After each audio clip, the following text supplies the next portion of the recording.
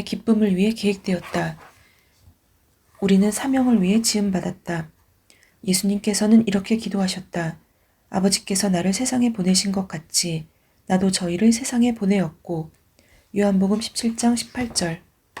하나님께서는 우리에게 이 세상에서 우리가 이루어야 할 사명을 주셨다.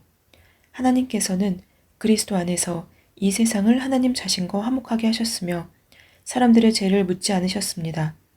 그리고 하나님께서는 우리에게 화목케 하는 말씀을 맡기셨습니다.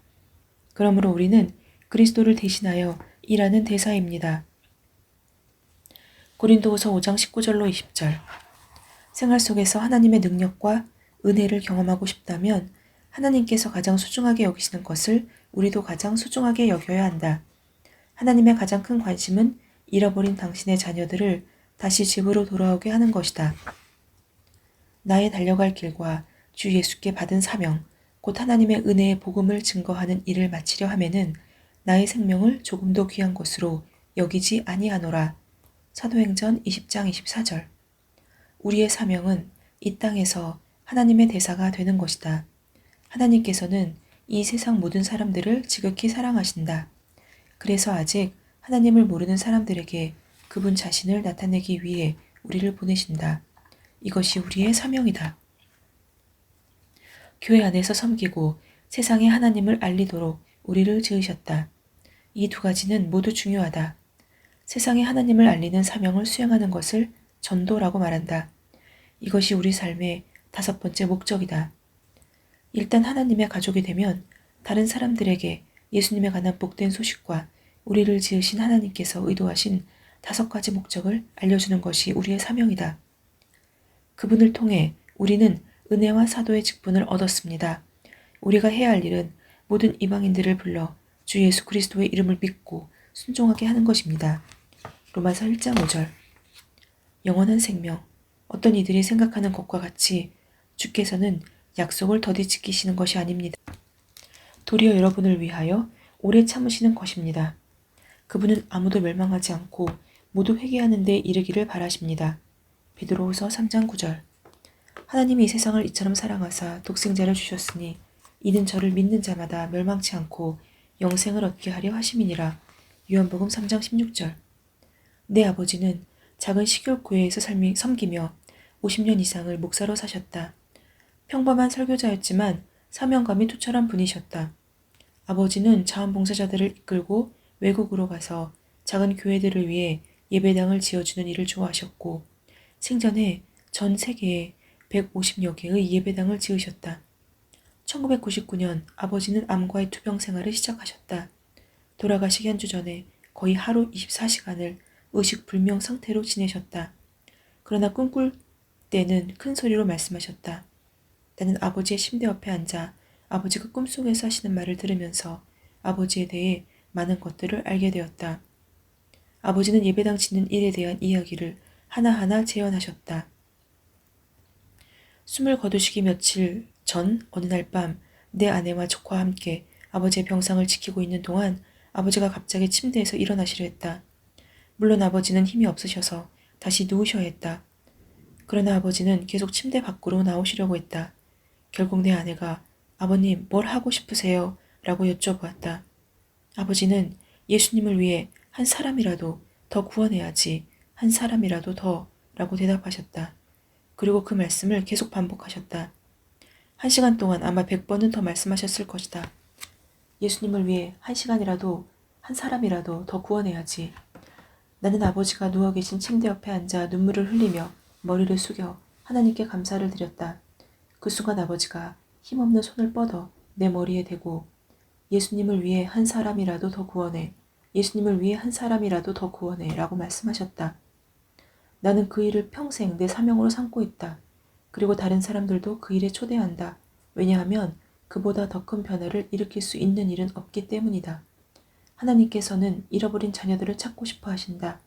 하나님께 이보다 더 중요한 일은 없다. 십자가가 그것을 증명해주고 있다. 예수님을 위해 한 사람을 더 찾아가는 일에 헌신하고 하나님 앞에 서게 되는 날 우리 모두 사명을 완수했다 라고 말할 수 있게 되기를 기도한다. 의인의 열매는 생명나무라 지혜로운 자는 사람을 얻느니라. 잠언 11장 30절. 하나님의 아들을 믿는 사람은 하나님께서 말씀하신 진리를 가지고 있는 사람입니다. 요한일서 5장 10절. 하나님께서는 우리 속에 증거를 두셨다. 그 증거는 4가지 요소로 구성되어 있다. 간증, 예수님을 믿게 된 이야기.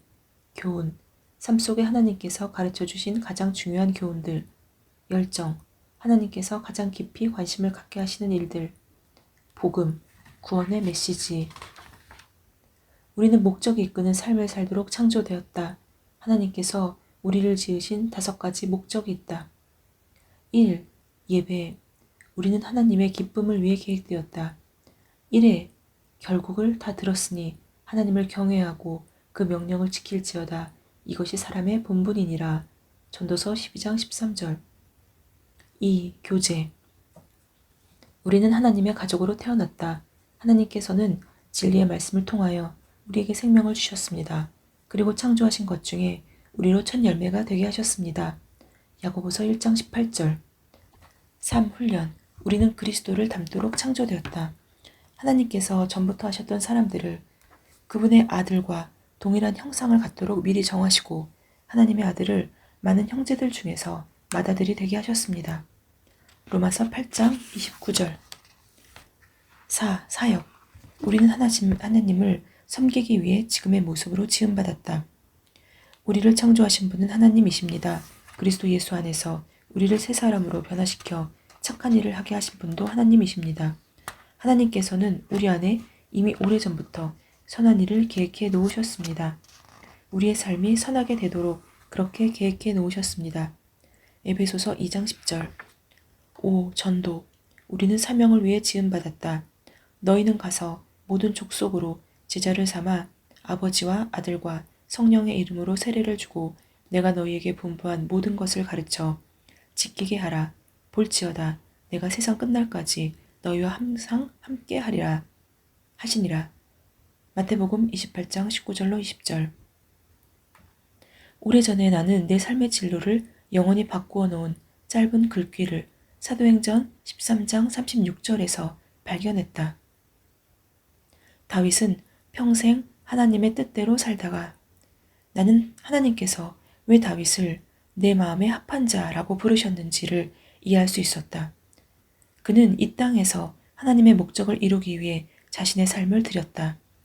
그보다 더 훌륭한 비문은 없을 것이다. 당신의 묘비에 평생 하나님의 뜻을 쫓아 섬기며 살다 라는 비문이 새겨지게 될 것을 상상해보라. 사람들이 당신을 생각하며 그렇게 말하게 되길 기도한다. 그래서 당신을 위해 이 책을 썼다. 지금 이 순간부터 목적이 이끄는 삶을 살아가기 시작한다면 당신의 남은 생애는 최고의 날들이 될 것이다. 삶을 변화시키는 기도로 마치도록 하겠습니다. 하나님 아버지, 그 무엇보다 당신을 위해 살기 원합니다. 그리고 저를 지으신 하나님의 5가지 목적을 위해 살기 원합니다. 예배드리는 삶을 살며 하나님께 기쁨을 드리기 원합니다. 하나님의 가족인 교회가 서로 교제하는 일을 위해 제 삶을 사용하기 원합니다.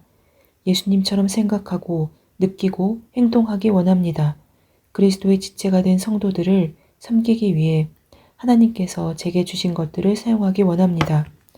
하나님의 사랑을 다른 사람들에게 알리며 제 사명을 감당하기 원합니다.